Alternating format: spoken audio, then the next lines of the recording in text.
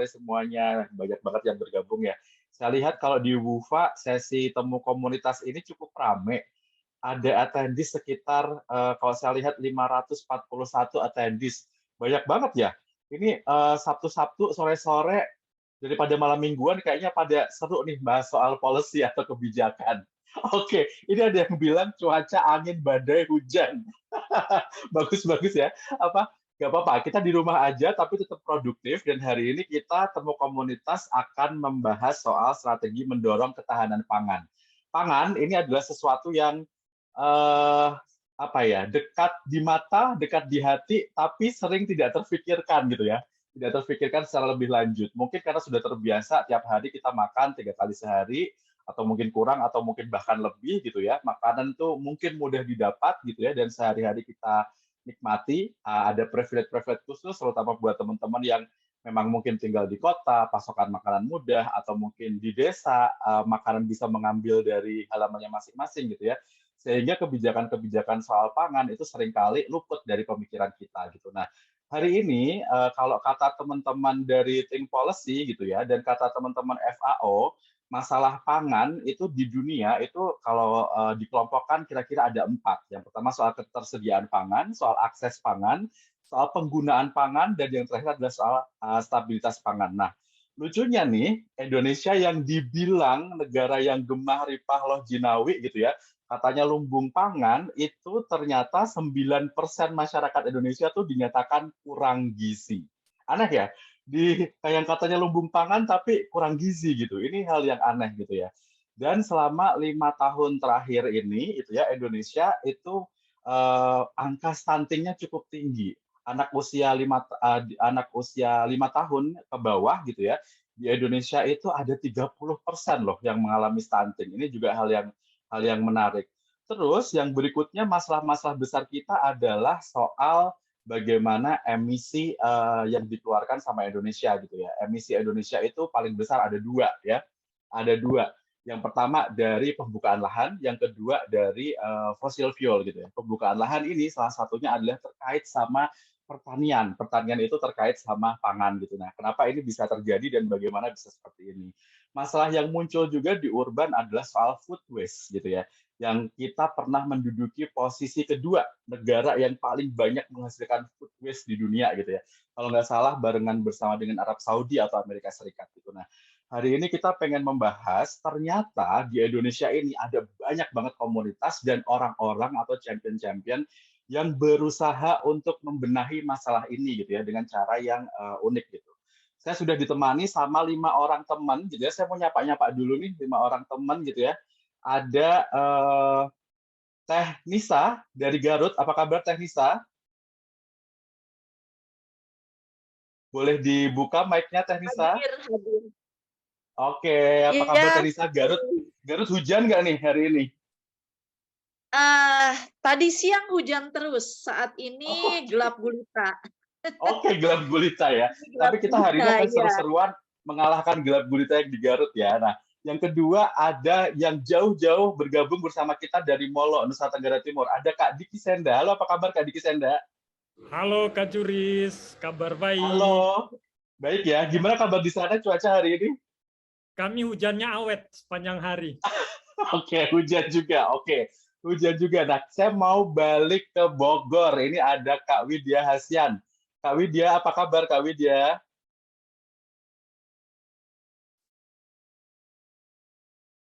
Halo Kak Widya dari Koalisi Rakyat untuk Kedaulatan Pangan. Bisa dibuka mikrofonnya Kak?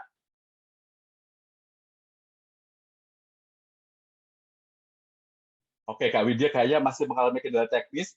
Saya mau main-main ke Gunung Kidul di Jogja. Ada Mbak Dia. Halo, apa kabar Mbak Dia? Halo, halo, kabar baik. Kabar baik. Gimana Mbak kabar Gunung Kidul hari ini? Hari ini mendung. Hari ini mendung. Belum hujan. Belum hujan. Satu lagi teman saya pengen menyapa dari Jakarta ada Mbak Faiza. Halo Mbak Faiza, apa kabar?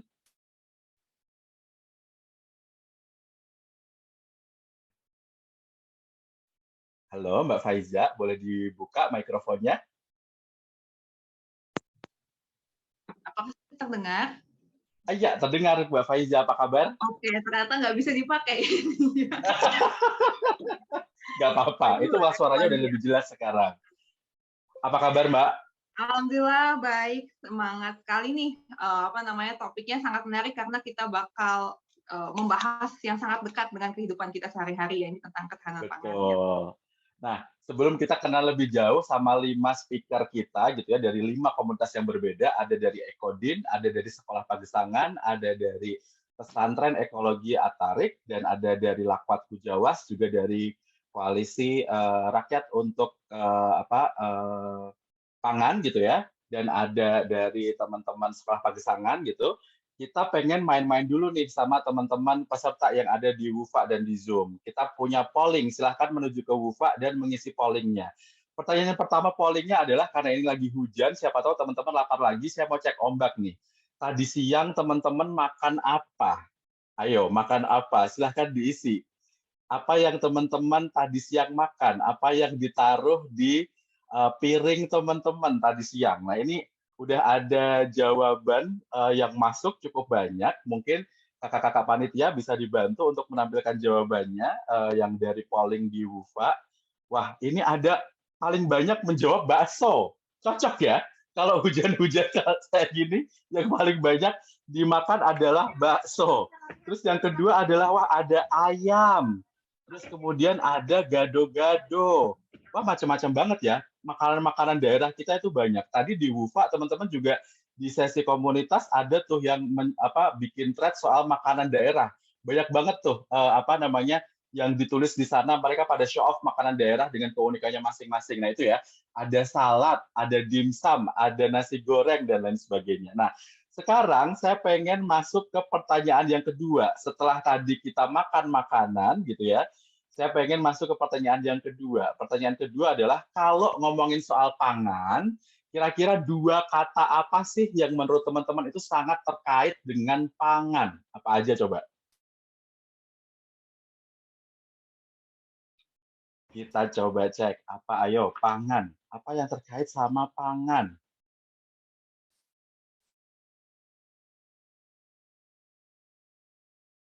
Ini kalau kata teman-teman di Zoom, apa nih? Tentang pangan. Oh, ini ada yang udah masuk nih. Pangan itu katanya terkaitnya sama petani dan lahan.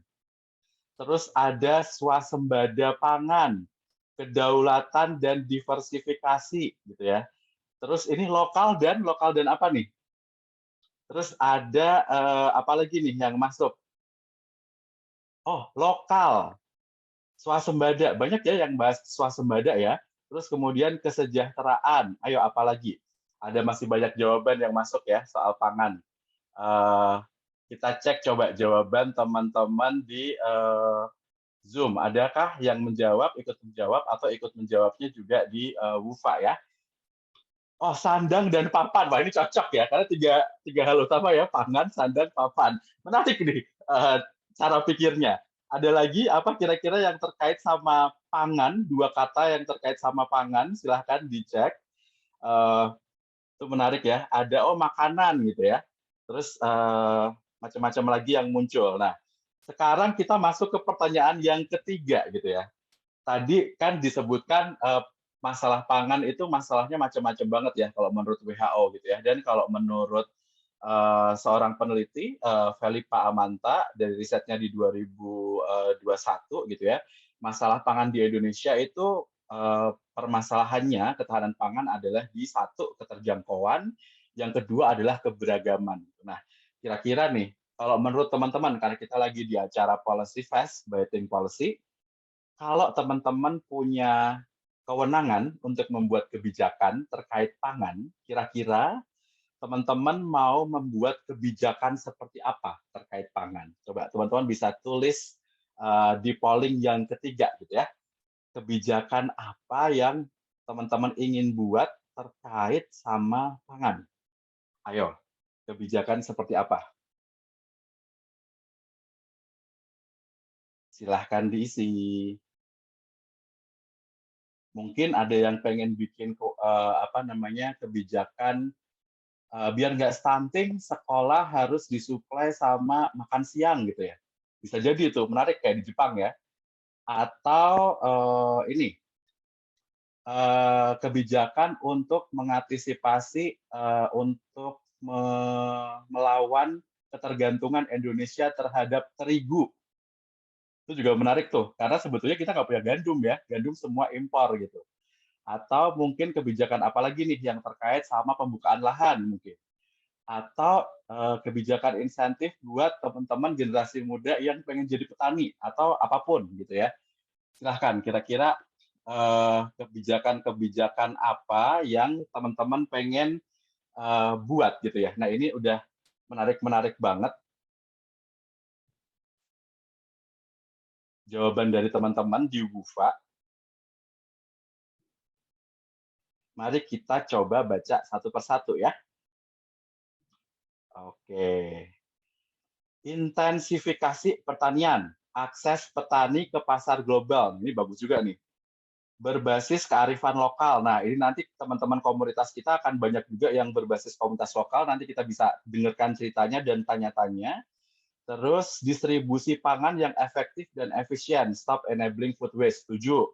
Yang berpihak pada petani sebagai produsen, mewajibkan supermarket jual 70% produk lokal. Wah, ini menarik banget nih kalau bisa diterapkan ya. Jadi supermarket kita bisa jual produk lokal, petani juga makin diuntungkan gitu ya. Terus kurangi rantai distribusi makanan, naikkan gaji penggarap tanah. Wah, menarik banget. Keterjaminan pangan bagi seluruh rakyat, mendorong pemberdayaan masyarakat untuk budidaya sumber pertanian. Inklusif, terhadap petani dan pelaku informal. Betul, karena pangan itu ngomongnya dari hulu ke hilir ya. Jadi semua rantai pasoknya itu harus juga mendapatkan kesejahteraan ya. Jangan hanya korporasi-korporasi besar atau kalau kata Kak Widya nanti bisa disebutnya rezim pangan gitu ya. Yang berpihak kepada petani sebagai produsen. Wah, banyak banget nih ya kebijakan-kebijakan yang pengen diinisiasi sama teman-teman terkait sama pangan. Nah, sebelum nanti kita ngobrol-ngobrol lebih lanjut, mungkin biar lebih kenal dan bisa mendengar sepak terjang teman-teman, 5 teman-teman champion yang sudah diundang sama Think Policy, 5 komunitas ini, saya pengen mengundang teman-teman untuk sharing. Masing-masing nanti punya waktu, satu pembicara untuk sharing sebanyak 7 menit gitu ya. Nanti silahkan bila ada video atau presentasi yang pengen ditampilkan gitu. Nah, sekarang mungkin untuk sharing yang pertama, teman-teman akan kita ajak untuk ke Gunung Kidul dulu, kenalan dengan Sekolah Pagesangan yang diinisiasi sama Mbak Diah. Dari Gunung Kidul, kita coba tanya sama Mbak Diah, kita coba kenalan, apa sih itu Sekolah Pagesangan, apa yang sudah dilakukan, dan kira-kira kebijakan apa yang sudah didorong dalam penyelenggaraan Sekolah Pagesangan selama ini. Silahkan Mbak Diah, waktu dan tempat saya persilahkan.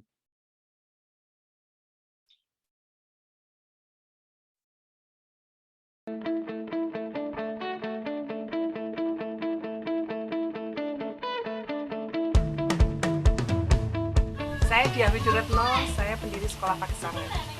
Sekolah Pagesangan adalah komunitas belajar independen yang bertujuan untuk kami belajar menjadi manusia berdaya dari desa. Sekolah Pagesangan kami ingin jadikan sebagai media belajar kami bersama menjadi manusia berdaya dengan memanfaatkan apa yang kami miliki. Apa yang kami miliki artinya apa yang potensi desa yang kami miliki juga berbasis persoalan yang kami miliki. Jadi kami belajar untuk mengatasi semua persoalan yang kami hadapi dengan memanfaatkan potensi yang ada di desa kami.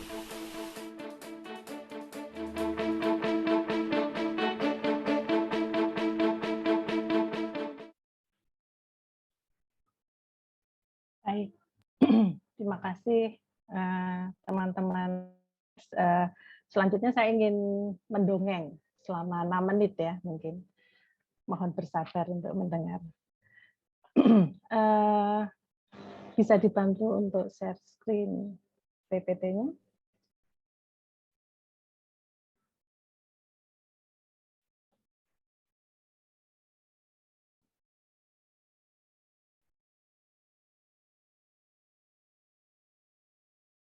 Oke, sambil menunggu share screen-nya PPT-nya belum tampil ya teman-teman ya? Ini yang muncul yang apa ya? Benar. Ini Slide kelima, keenam. Oh, benar. Ini udah benar. ya. Oke, ya. Ini sekolah Pagesangan ya. Sekolah Pagesangan itu komunitas belajar. Komunitas belajar, jadi bukan sekolah formal. Kalau teman-teman yang pernah main dan pernah ngobrol dengan teman-teman di sekolah Pagesangan itu sering menjuluki kami itu sekolah yang bukan-bukan gitu. Bukan sekolah formal, bukan sekolah yang untuk mendapatkan ijazah, bukan sekolah yang berseragam, bukan sekolah yang beratribut, bukan sekolah yang sudah jelas di awal kurikulumnya seperti apa gitu. Jadi bukan. Jadi sering disebut joke-nya itu sekolah yang bukan gitu. Ya, kami itu sebenarnya hanya kumpulan manusia biasa, orang-orang biasa, orang-orang desa yang pengen belajar untuk berdaya dari desa gitu. Nah, karena kondisinya seperti itu, kami itu belajarnya itu ataupun proses-proses yang dilakukan di sekolah Pagesangan semuanya itu secara informal, cair, kekeluargaan kayak gitu. Jadi ya kayak gini nih yang di slide pertama ini. Lanjut slide kedua. Diinisiasi itu tahun 2008 di Dusun Wintaos. Kalau teman-teman main ke Gunung Kidul bagian selatan barat, itu ada Kecamatan Panggang, kami ada di situ. Kemudian ikatan yang ada di sekolah Pagesangan itu nggak ada ikatan formal, nggak ada kontrak yang formal, nggak ada juga kelembagaan yang bersifat formal. Jadi murni 100% ikatan itu hanya dibangun berdasarkan kebutuhan belajar bersama, itu saja. Dan kebutuhan untuk merasa bersama-sama, melakukan gerakan bersama, itu saja. Nah, kami melakukan pendekatan pendidikan kontekstual. Pendidikan kontekstual itu nanti akan saya jelaskan.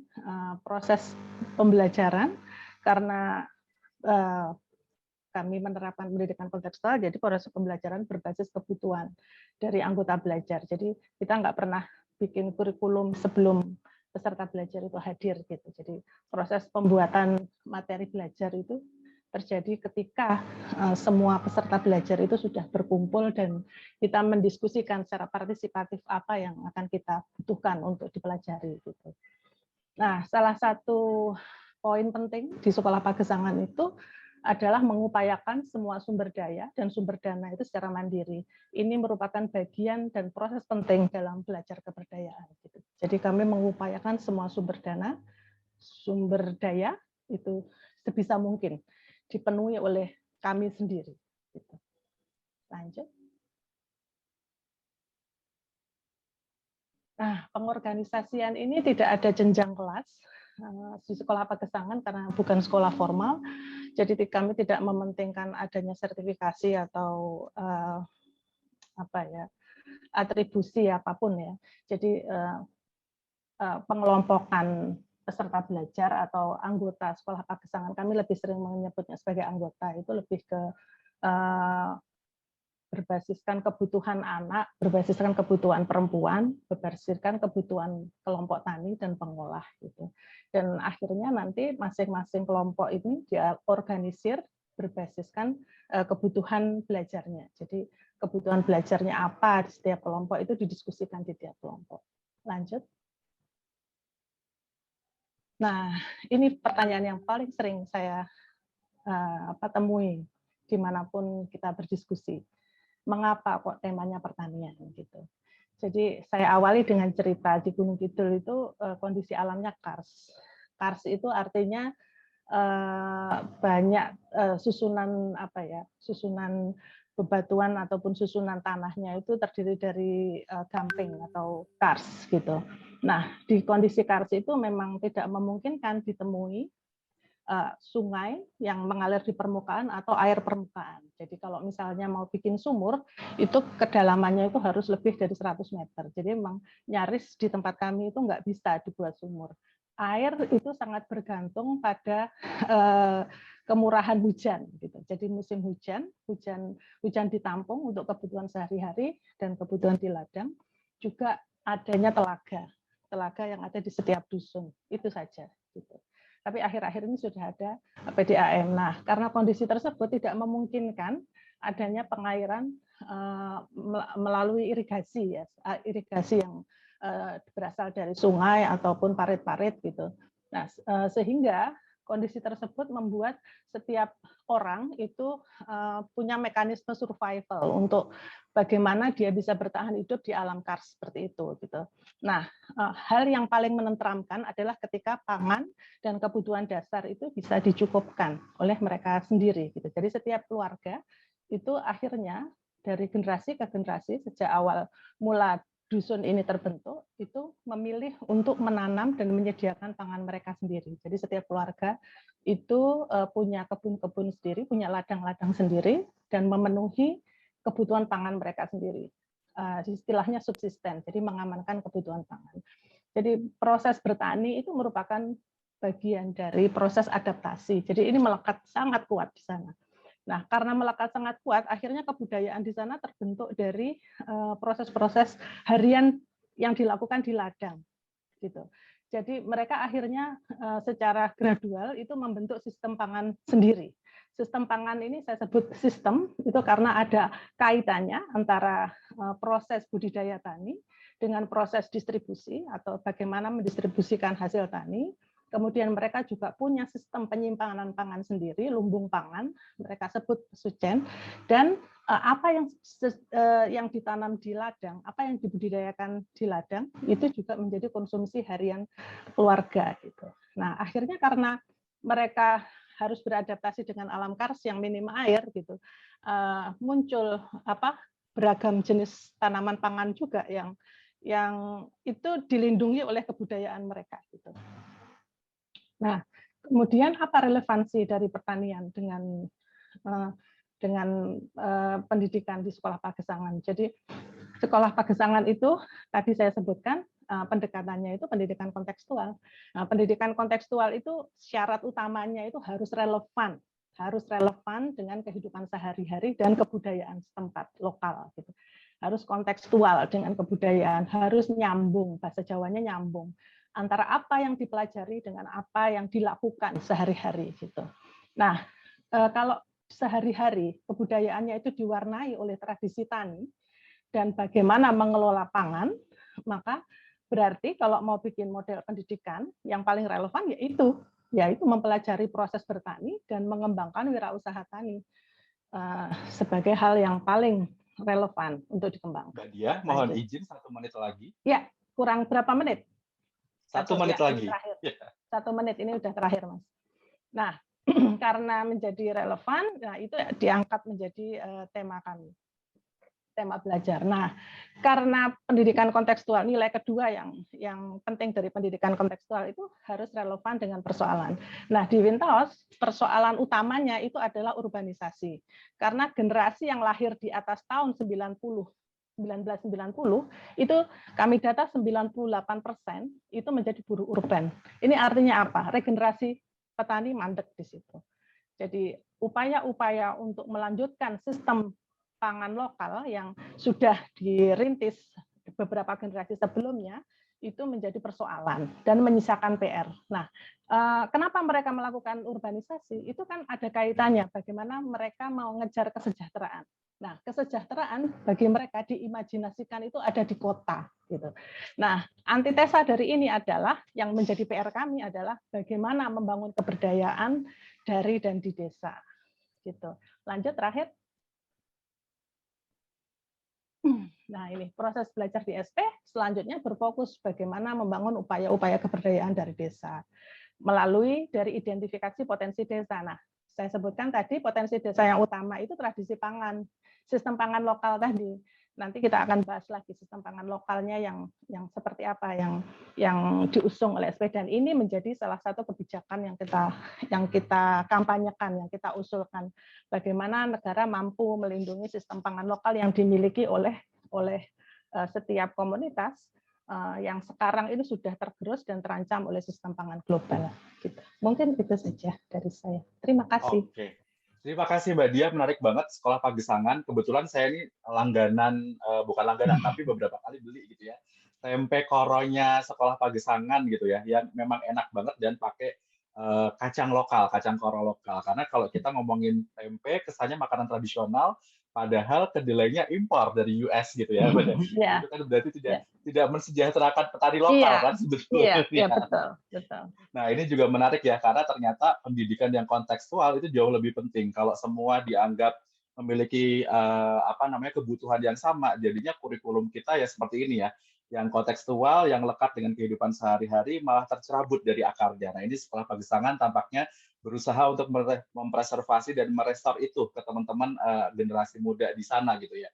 Semoga mereka tetap bisa melanggengkan sistem pangan di Gunung Kidulnya. Nah, dari Gunung Kidul, nanti teman-teman kalau mau bertanya ke Mbak Diah, boleh langsung aja di fitur question and answer Q&A di UFA, atau teman-teman yang di Zoom boleh langsung bertanya juga di Zoom chat gitu ya. Nanti teman-teman panitia akan membantu mengkompilasi pertanyaannya.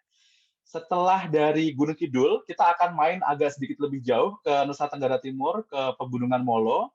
Kita akan ketemu dengan Kak Diki Senda dengan komunitasnya Lakoat Kujawas. Lakoat Kujawas ini apa yang sudah dilakukan di sana, bagaimana pendekatannya, dan apa kebijakan yang ingin didorong. Saya serahkan kepada Kak Diki untuk cerita gitu ya selama 7 menit. Seperti biasa, nanti 1 menit sebelum akhir saya akan ingatkan lagi untuk mempercepat. Silahkan Kak Diki. Ya, terima kasih Kak Juris. Terima kasih untuk Policy Fest. Karena tema besarnya adalah bicara tentang strategi untuk mendorong ketahanan pangan nasional, maka saya akan sharing beberapa pengalaman dan tawaran-tawaran yang sudah kami lakukan di Molo, di Timor, tentang bagaimana kekuatan lokalitas, kontekstualisasi pengetahuan adat, kemudian literasi budaya atau kerja-kerja pengarsipan pengetahuan lokal yang kami lakukan itu sebenarnya bisa menjawab tantangan juga sekaligus menjawab potensi dan kemandirian lokal yang ada. Apa itu Lakoat Kujawas dan apa yang kami kerjakan? Kami adalah komunitas warga. Kami bertumbuh dalam lingkungan warga yang ada di desa. Kami punya ekosistem yang namanya ekosistem warga aktif. Kami menempatkan generasi muda dan anak-anak itu sebagai titik tengah dari ekosistem yang kami bangun dengan melibatkan tokoh adat, pemerintah desa, orang tua, gereja, sekolah, dan seterusnya. Kami lahir tahun 2016 dari sebuah keresahan sebagai anak muda Timor, anak muda Molo. Kami sebenarnya merasa terasing di tanah kami sendiri, di kampung kami sendiri. Karena ternyata sekolah tinggi itu ternyata juga membuat kami menjadi seperti orang asing di kampung halaman sendiri. Karena kami tidak banyak paham terkait dengan isu lokal, potensi lokal, tentang sejarah dan kebudayaan kami sendiri, yang mana itu memang tidak diajarkan di bangku pendidikan formal. Dan kami juga melihat bahwa kok kebijakan publik itu tidak nyambung dengan potensi-potensi lokal yang ada atau kekuatan-kekuatan lokal yang ada. Sehingga alih-alih kita mandiri, kemudian kebijakan-kebijakan itu membuat warga, masyarakat di desa itu kemudian sangat tergantung dengan program-program yang ada, dan itu tidak menjawab persoalan yang ada. Lanjut slide kedua. Bicara tentang nilai ya. Kalau kami di Molo, kita bicara tentang sesuatu yang adalah bagian dari identitas kami. Kami bicara tentang filosofi. Nilai dan nilai gerakan komunitas Lakoat Kujawas atau identitas kami itu sebenarnya tidak jauh-jauh dari bagaimana nilai yang dibangun oleh leluhur kami tentang yang mana narasi ekologisnya itu sangat kuat sekali. Kami menganggap bahwa tubuh manusia, alam itu seperti tubuh manusia, tanah seperti kulit, kemudian tulang itu seperti batu, dan seterusnya. Dan ketika elemen-elemen alam itu hilang dan rusak, itu sama saja bagaimana kemudian kita mempertanyakan kita sebagai manusia bagaimana bisa hidup tanpa tulang, tanpa darah, tanpa rambut, tanpa kulit, dan sebagainya.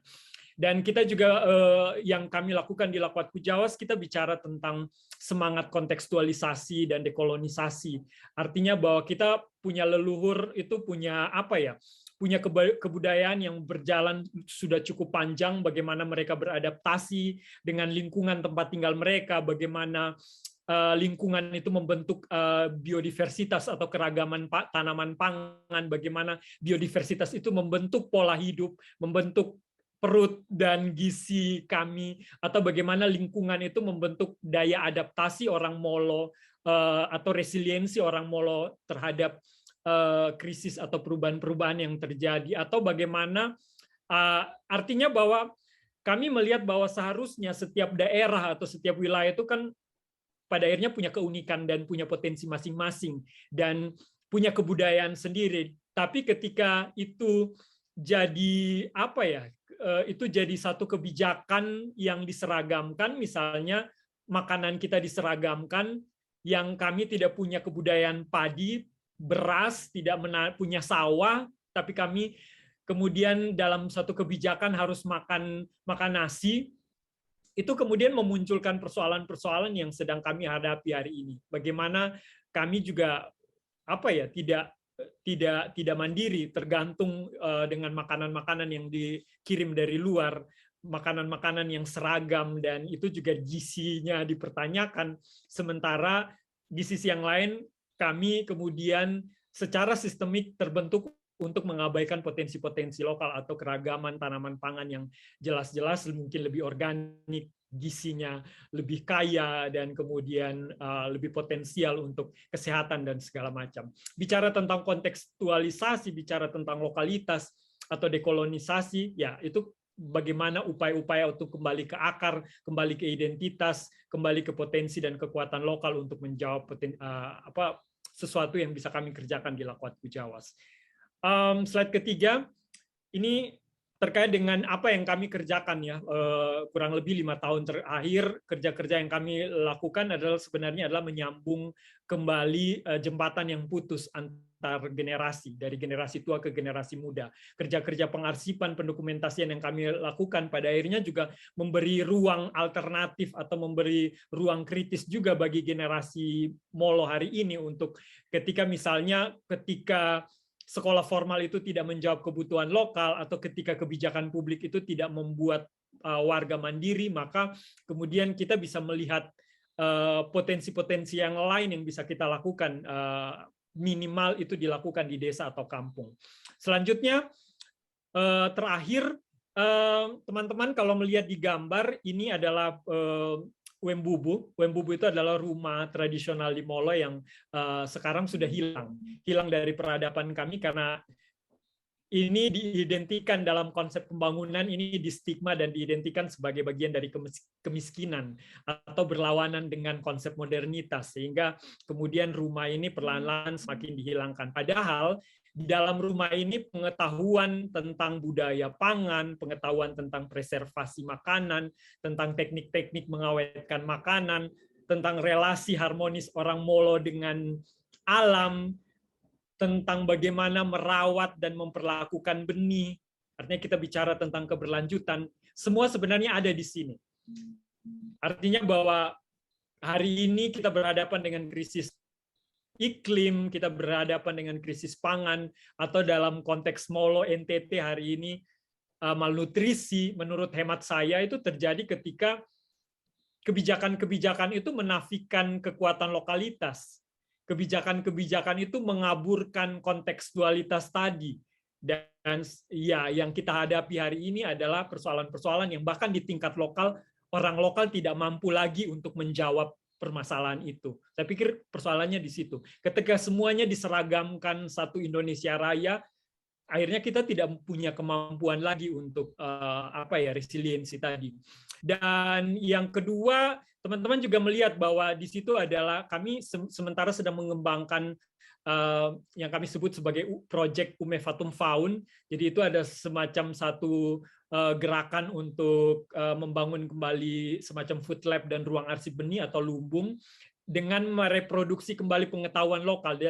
Jadi dari kerja-kerja pengarsipan dan pengetahuan lokal itu dengan pendekatan arsitektural lokal, kami kemudian membangun satu prototipe rumah untuk tempat lumbung dan juga sebagai tempat sebagai dapur, yang dengan harapannya adalah ini akan menjawab kebutuhan di tingkat lokal. Jadi kami sedang membangun itu dan berupaya untuk melakukan komunikasi dengan pemerintah desa yang ada, sehingga bagaimana kemudian prototipe ini bisa dikembangkan dengan dana desa untuk menjawab tantangan di Molo atau di desa kami pada hari ini. Bagaimana ketika musim panen, karena tidak ada punya lagi lumbung untuk menyimpan makanan, ketika ada terputus pengetahuan-pengetahuan lokal itu, sehingga rumah ini diharapkan bisa menjadi satu solusi yang baru yang bisa kita lakukan, paling tidak dalam konteks yang paling kecil deh, yang bisa kita kerjakan bersama-sama. Kita tidak bicara satu Indonesia, kita tidak bicara NTT, tapi paling tidak kemandirian itu dimulai dari tingkat yang paling kecil, yaitu desa atau kampung. Mungkin itu yang bisa saya bagi untuk saat ini. Nanti kita bisa diskusi dan sharing di kesempatan berikutnya. Terima kasih Kak Diki. Ya, terima kasih. Ini lagi-lagi soal kelokalan ya. Ini bagi teman-teman yang ada di UVA, para policy enthusiast dan calon policy maker masa depan gitu ya. Atau mungkin sekarang memang sudah menduduki posisi yang bisa menciptakan kebijakan-kebijakan yang tepat sasaran. Lokalitas itu tetap harus diutamakan ya. Kearifan lokal bagaimanapun juga kalau kita melihat justru malah kearifan lokal ini tuh jadi solusi yang sudah lama kita tinggalkan gitu. Jadi kalau kita belajar dari Mbak Diah dan Bang Diki gitu ya, ternyata balik ke lokal adalah solusi. Jadi gimana caranya membuat kebijakan baik dalam skala kecil, mungkin skala kampung atau desa gitu ya, nggak harus nasional gitu ya. Nanti bertingkat ke kabupaten, kemudian bertingkat ke provinsi, dan kemudian nasional seperti apa untuk membuat seperti itu.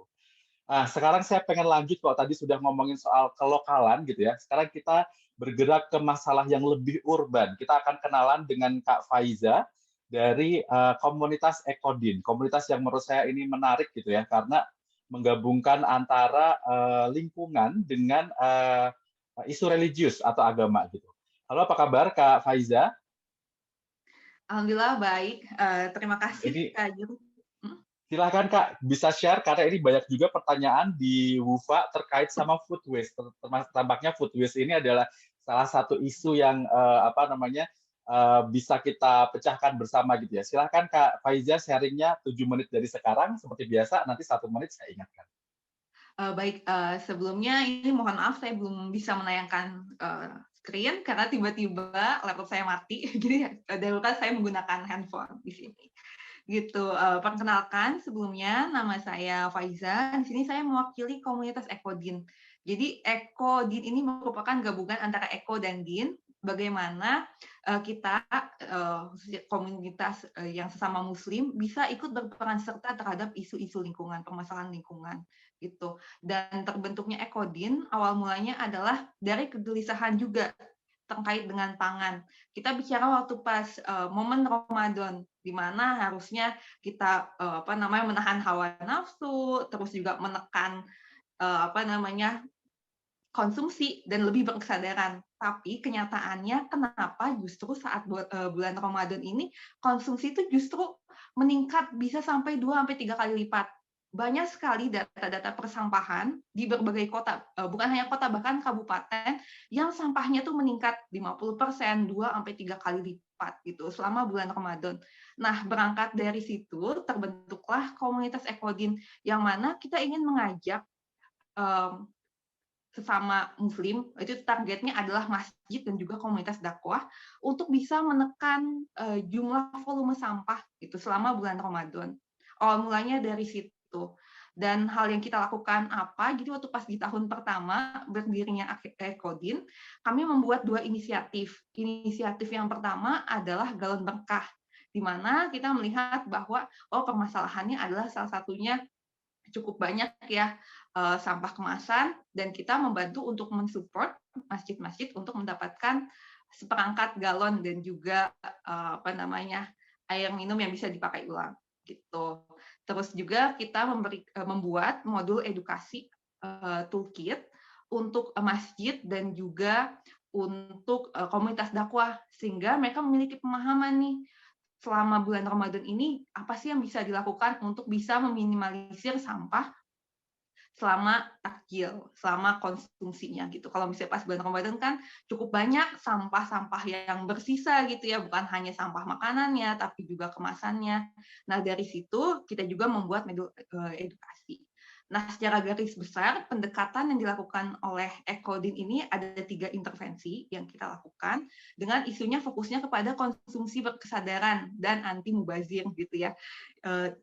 Dan untuk intervensi pertama yang kita lakukan adalah dengan edukasi. Jadi kita membuat nih pelatihan-pelatihan kepada teman-teman masjid, terus juga ke komunitas-komunitas terkait dengan isu-isu lingkungan gitu. Lebih banyaknya memang fokusnya kita di isu sampah, isu minimalisme gitu, dan juga ada juga yang terkait dengan ekonomi sirkular.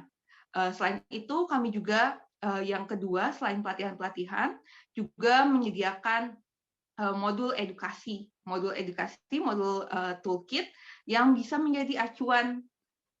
Jadi kalau misalnya kita bicara tentang perubahan perilaku nih, kadang kan kalau misalnya kita bicara lingkungan aja atau sains itu nggak masuk untuk kelompok-kelompok tertentu, sehingga kadang kita perlu menggunakan pesannya yang lebih masuk ke value ataupun masuk ke hati gitu. Nah dari situ Ecodin juga intervensi yang kedua adalah dengan menyediakan modul-modul yang menggabungkan antara ajaran-ajaran Islam dan juga isu-isu lingkungan. Itu intervensi yang kedua. Dan intervensi yang ketiga yang kami lakukan adalah dengan pendekatannya kolaborasi filantropi. Jadi kita kami bekerja sama dengan komunitas, dengan organisasi, dengan pemerintah lokal juga untuk bersama-sama gimana sih kita bisa mendorong inisiatif lingkungan yang bukan sifatnya eksklusif di sesama aktivis lingkungan, tapi juga bahkan bisa masuk kepada teman-teman masjid dan juga komunitas dakwah. Yang kita lakukan waktu itu diantaranya adalah ada donasi galon berkat, terus juga waktu pas Idul Adha kemarin kita bekerja sama dengan teman-teman Gerakan Indonesia Diet Kantong Plastik dengan DLH Kota Bandung, di mana kita bekerja sama dari Ecodin ini kita menjaring mengajak masjid-masjid yang mau berupaya untuk mengurangi sampah selama Idul Adha itu, dan pendistribusiannya dibantu oleh Dinas Lingkungan Hidup Kota Bandung, dan untuk penyediaan basicnya dengan teman-teman di IDKP gitu. Selain itu kita juga pernah waktu itu ada kegiatan hampers untuk hutan. Itulah kurang lebih 3 intervensi yang dilakukan oleh Ecodin, di mana kita menekankan pentingnya yang pertama itu punya pemahaman dulu gitu. Yang pertama adalah aware kenapa isu ini penting. Pendekatannya mungkin bukan hanya terkait dengan sains ataupun isu-isu tematik, tapi pendekatannya apa sih yang paling masuk ke hati ataupun ke perubahan perilakunya orang-orang. Dan yang kedua adalah kolaborasi dengan mencari komunitas-komunitas dan institusi organisasi yang memiliki semangat yang serupa. Nah itu tadi yang terkait dengan Ecodin. Nah di sini saya move sedikit tentang food waste ya, tentang sampah gitu. Nah salah satu yang mendasari kenapa food waste ini penting, kadang kita melupakan juga aspek di akhirnya, di hilirnya. Ketika kita bicara tentang Indonesia ini, misalnya ada kekurangan dari segi pasokan pangan. Nah, tapi di sisi lainnya juga kita ini memiliki masalah tentang persampahan. Tadi Mas Juris bilang juga memang faktanya Indonesia ini merupakan peringkat kedua ya untuk food waste dan food loss. Tapi ceritanya juga Indonesia ini pernah mendapatkan peringkat kedua untuk stunting. Nah ini tuh ada masalah apa sih gitu, kok satu sisi memang ada kekurangan tapi di sisi lain ada sampah yang menumpuk seperti itu. Dan riset terbaru juga mungkin kawan-kawan bisa akses juga ya, Bappenas baru saja meluncurkan dengan teman-teman peneliti gitu, bahwa memang di Indonesia ini kalau misalnya bisa men-tackle ya food waste, itu tuh kebutuhan nutrisi itu harusnya terpenuhi 100%. Kita lihat di sini kalau misalnya memang sampah total food loss dan food waste-nya itu mencapai 23 sampai 48 juta ton makanan. Bayangkan kalau misalnya kita bisa memitigasi hal tersebut gitu. Mulai dari hidup yang berkesadaran, hidup secara cukup, itu dan tidak berlebih-lebihan dalam berkonsumsi dan juga mubazir. Kurang lebih seperti itu, Juris, dan semoga cukup menambah insight juga buat teman-teman di sini. Terima kasih Kak Faiza, menarik sekali ya soal food waste ini. Nanti ada pertanyaan dari teman-teman soal terkait itu, nanti kita jawab bersama ya. Jadi sepakat sekali dengan Kak Faiza bahwa untuk mengatasi problem-problem lingkungan, termasuk di dalamnya adalah problem pangan, itu pendekatannya memang sepertinya harus lintas sektor ya. Jadi nanti kalau kita bikin kebijakan juga pendekatannya sepertinya juga harus mengacak ke lintas sektor. Termasuk juga masalah lingkungan, kalau tadi disebutin sama Kak Faiza, ternyata masalah lingkungan dan pangan itu juga bisa menyelesaikan masalah kesehatan gitu ya, soal stunting dan lain sebagainya. Jadi pendekatan yang kalau sekarang ada skema yang namanya One World One Health gitu ya, OWOH gitu ya, yang menggabungkan semuanya soal kesehatan hewan, kesehatan pangan, kemudian kesehatan manusia jadi satu gitu ya. Itu sepertinya memang masa depan harus ke situ. Jadi para pembuat kebijakan sepertinya harus mulai berpikir untuk lebih helikopter view ya, memandang masalah itu secara cross sektoral gitu. Terima kasih Kak Faiza. Nah, sekarang kalau tadi kita udah ngomongin masalah di urban dan bagaimana sepak terjang teman-teman Ekodin, kita akan balik ke hulu lagi. Kita ngomongin kalau soal pangan itu ngomonginnya soal pertanian. Dan ini masih dengan pendekatan yang menarik karena pembicara kita yang berikutnya ada Teh Nisa Wargadipura, pendiri pesantren ekologi At-Tariq. Nah, ini gimana? Pesantren, bahas pertanian dan perkebunan dan pangan Ya, serta menyelamatkan lingkungan. Gimana Teh Nisa? Silahkan cerita 7 menit dari sekarang.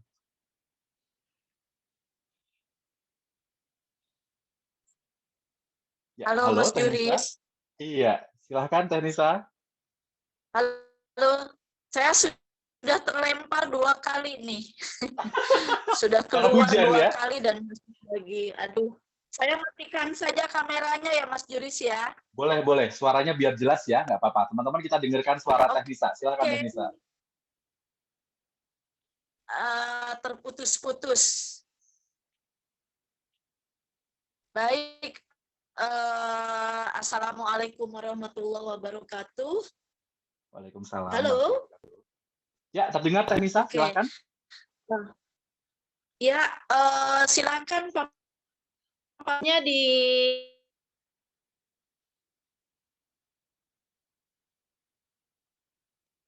Sambil menunggu Teh Nisa mendapatkan sinyal yang lebih baik, apakah boleh kita beralih ke pembicara selanjutnya dulu, teman-teman panitia? Selanjutnya ini masih ngomongin soal hulu gitu ya. Bagaimana soal petani, lahan gitu ya, terkait sama isu dan kebijakan pangan, mendorong kedaulatan pangan dan ketahanan pangan. Mungkin kita bisa beralih dulu ke Kak Widya Hasian dari Koalisi Rakyat untuk Kedaulatan Pangan, KRKP. Silahkan Kak Widya, mungkin Kak Widya bisa sharing duluan daripada Teh Nisa, nggak apa-apa ya, karena kita nunggu Teh Nisa nanti dapat sinyal yang lebih bagus. Halo Kak Widya. Ya, halo Kak Juris. Gimana kabarnya? Baik. Silahkan. Mau share. Mungkin Baik. kenalan Ini dulu KRKP bisa itu open apa ya? dan ya. Ya, baik. Terima kasih. Saya akan share screen Kak Juris dan teman-teman. Selamat sore semuanya. Saya Widya Hasian Situmeang. Saya dari Koalisi Rakyat untuk Kedaulatan Pangan. Kalau dibandingkan teman-teman yang lain, mungkin namanya serem amat gitu, Koalisi Rakyat. Kayak mau ngajak tawuran. Tapi enggak, kami ramah dan tidak sombong. Dan apa yang kami lakukan, kami ini adalah semacam apa ya, bersama dengan rekan-rekan di beberapa daerah begitu, kami bersama-sama memperjuangkan bagaimana Indonesia bisa berdaulat atas pangan. Kalau tadi kan banyak cerita ya, Kak Diki cerita bagaimana teman-teman di berbagai daerah itu tercerabut dari situasi peninggalan nenek moyang untuk dalam konteks pemenuhan pangan begitu. Dan ini yang kami harapkan dapat kita kembalikan lagi. Kita berdaulat, kita memiliki hak untuk menentukan sistem pangan kita masing-masing begitu, tanpa terobrak-abrik oleh sistem komersil, kemudian sistem pangan dunia yang ternyata memang banyak keuntungannya, terutama bagi teman-teman yang di urban ya. Banyak kemudahan yang ditawarkan, tetapi di balik semua itu ternyata kita punya hutang yang cukup besar dan punya konsekuensi yang sangat tinggi, baik untuk kita sendiri, untuk komunitas kita, maupun untuk situasi di lingkungan. Hutang itu mungkin nggak sekarang langsung harus kita bayarkan, tapi nanti anak cucu kita yang akan menjadi pihak yang harus membayarkan begitu ya. Dan sehingga ini mendorong kami untuk memperjuangkan bagaimana sistem pangan di tingkat lokal, daerah dan nasional itu menjadi berdaulat, adil, dan resilient. Kak Juris dan teman-teman, belakangan ini terutama pandemi COVID ini kan menjadi satu momentum refleksi ya kalau kami bisa bilang begitu. Ternyata dari data itu more than enough, lebih dari cukup pangan yang berhasil diproduksi di dunia. Tiap hari petani selalu berproduksi tanpa berhenti. Mau COVID kita libur dari sekolah, terus kita jadinya nggak bisa ngapa-ngapain, cuma bisa pakai Zoom kayak begini, petani nggak stop. Mereka tetap kelahan, tetap berjuang, nelayan tetap melaut, teman-teman peternak tetap dengan ternaknya, kemudian mereka lah yang menopang kebutuhan kita.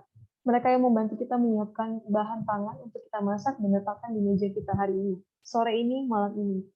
Tapi kenyataannya meskipun produksi selalu ada, bahkan more than enough, begitu ya kalau kata Antonio Guterres, ternyata masih banyak juga orang yang kelaparan.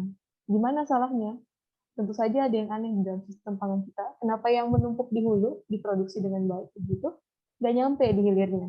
Berarti kan ada sesuatu yang salah. Di mana salahnya? Mungkin ada sebagian segelintir yang terhambat produksinya, bukan produksinya, distribusinya, ada yang menumpuk lalu terbuang, dan pandemi COVID ini menjadi momentum bagi kita untuk segera berbenah begitu.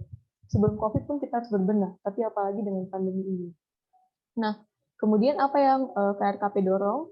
Kami mendorong orang-orang, sekumpulan orang untuk menentukan sistem pangannya sendiri, tidak didrive oleh tadi mungkin satu komoditas homogen begitu ya, monoconsumption dan sebagainya, tapi orang-orang bebas. Bagaimana konteks bebas itu dimaknai adalah kita tidak secara sistem di-draft untuk mengkonsumsi suatu pangan begitu. Artinya ketika nenek moyang kita ternyata sangat beragam, punya warisan pangan yang beragam, kita tidak serta-merta diajarkan di sekolah, didikte tiap hari yang namanya makan, kalau nggak makan nasi sama dengan belum makan. Saya masih ingat orang tua saya selalu bilang kayak gini, hari ini belum makan nasi ya? Makan dong, gimana sih, mau sakit ya? Kayak gitu misalnya. Itu adalah bukti mindset yang ditanamkan bertahun-tahun, dan sampai bahkan ke generasi kita masih nyampe. Saya masih muda ya, masih generasi baru-baru lah gitu ya. Dan itu masih terdengar begitu, dan mungkin di antara teman-teman kita juga yang belum dapat kesempatan untuk berdaulat atas pangannya, juga masih sering mendengar istilah seperti itu begitu, atau kita sendiri bahkan yang bilang, gue belum makan nasi nih hari ini, gue belum makan, nyari nasi yuk gitu, belum kena nasi, belum oke nih gitu, contoh seperti itu. Tapi bukannya menyalahkan nasi, karena bagi sebagian saudara-saudara kita di Indonesia memang dari dulu sudah makan nasi begitu. Tapi menjadi salah ketika ini dipaksakan untuk saudara-saudara kita yang dari dulu tuh punya aneka macam ragam bahan pangan, karbohidrat, dan kemudian mereka dipaksa. Kita memaksa diri kita, memaksa mereka. Iklan di televisi memaksa, kemudian pelajaran di buku-buku sekolahan dari TK, SD sampai perguruan tinggi itu lagi diulang-ulang, itu yang salah begitu. Dan banyak sekali informasi yang tidak valid mengenai bagaimana penyuluhan pangan. Nah, itulah sekelumitnya. Kenapa KRKP ingin mendorong sekumpulan orang, tiap komunitas itu punya sistem pangannya sendiri, tentunya tanpa mencederai sistem pangan komunitas lainnya. Sehingga apa yang kami lakukan, kami mendorong ada setidaknya 4 pilar untuk mendukung kedaulatan pangan, mulai dari reforma agraria, kemudian pertanian berkelanjutan, lalu perdagangan berkeadilan, dan konsumsi pangan lokal. Kakak-kakak yang lain tadi sudah banyak bercerita soal ini, dan KRKP sangat mendukung apa yang kakak-kakak lakukan, karena ini adalah bagian dari kita mengupayakan sistem pangan. Mungkin sebagian dari kita mikir, sistem pangan itu apa sih, rumit banget ini bahasa, begitu ya. Kita adalah bagian dari itu. Kita nggak bisa lepas dari sebuah sistem. Sistem itu kan saling berkait ya. Apa yang saya lakukan, itu memberikan kontribusi di dalam hubungan dan relasi kita semua. Begitu. Sehingga kami mendorong kita semua untuk mulai bertanya pada diri kita, apa sih peran saya? Sampai hari malam ini itu di rumah kami bisa makan, mungkin ada singkong, ada jagung, ada sayur lodehnya. Ini lagi hujan-hujan ya Kak, jadi makanan-makanan hangat itu lebih menarik dan menggugah begitu ya. Mungkin ada ikan asinnya ditambahkan dengan sambal yang diulek mentah pakai bawang, mantap deh. Nah, itu contoh gitu, apa peran saya? Saya masih muda gitu, mungkin nggak bisa nanam, nggak ngerti lah cara tanam-nanam, tiap kali nanam toge aja mati gitu ya. Tapi apa peran saya dalam sistem pangan yang saya hidupi? Harusnya pertanyaan itu hidup dalam pikiran kita. Mungkin ada yang karena tiap hari kita dibantu oleh ibu dan ayah untuk menyediakan, kita nggak pernah mikir. Tapi ayo kita mulai nih bergiat dan membuat pertanyaan itu hidup dalam pikiran kita, apa peran saya? Kalau saya belum bisa menyediakan, setidaknya saya tidak membuang-buang apa yang saya konsumsi di hari ini. Begitu. Nah, balik lagi ke apa yang KRKP lakukan. 1 menit lagi, Kak Widya. Ya, baik Kak. Untuk visi dan misi dan kegiatan kami yang lain, teman-teman bisa lihat di website KRKP, dan kami juga terbuka kalau ada yang mau berkunjung. Tentunya ketika suasana sudah lebih nyaman ya, pandemi lebih nyaman, mungkin nanti kita bisa bersilaturahmi, minum kopi bareng di KRKP. Nah, kami ingin mendorong kita semua untuk tadi paham posisi kita, dalam sistem pangan, serta ini yang dilakukan oleh KRKP. Kami mendorong sistem pangan komunitas untuk dihidupkan kembali di berbagai lokasi dengan cara apa?